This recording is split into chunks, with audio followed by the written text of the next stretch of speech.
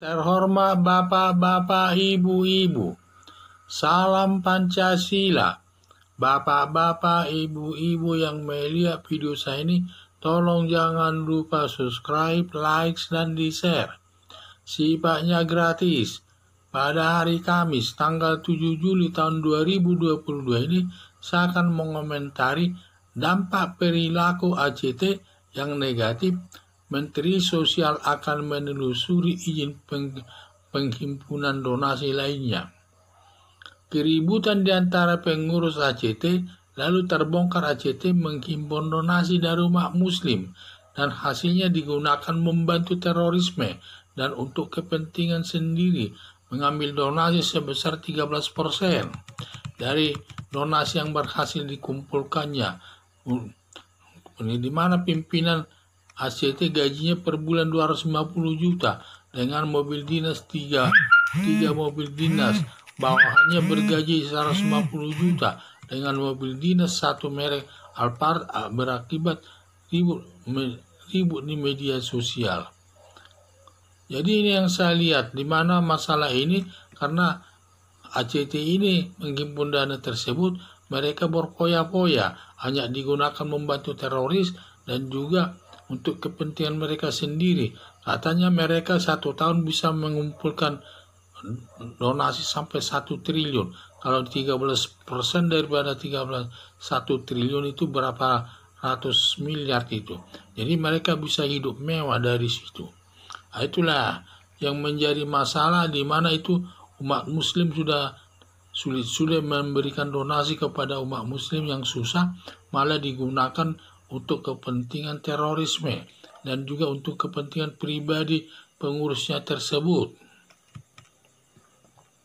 Perbuatan ACT ini di mana donasi digunakan untuk membantu teroris dan untuk kepentingan pribadi yang seharusnya disumbangkan kepada orang yang kesusahan akibat bencana alam, kemiskinan, dan lain-lain, berakibat umat muslim yang merasa ikut menyumbang sakit hati, sulit-sulit menyumbang, malah digunakan kepentingan pengurus ACT dan terorisme.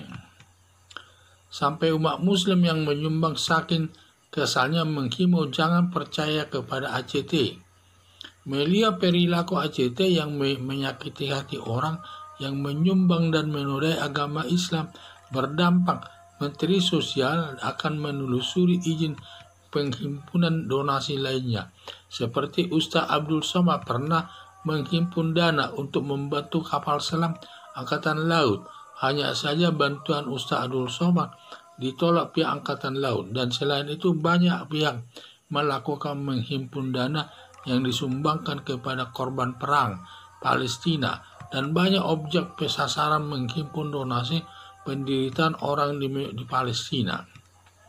Pernah sudah memberikan donasi kepada Palestina, tetapi duta besarnya di Indonesia menyatakan belum pernah menerima donasi dari pihak yang menyatakan sudah mengirim donasinya tersebut.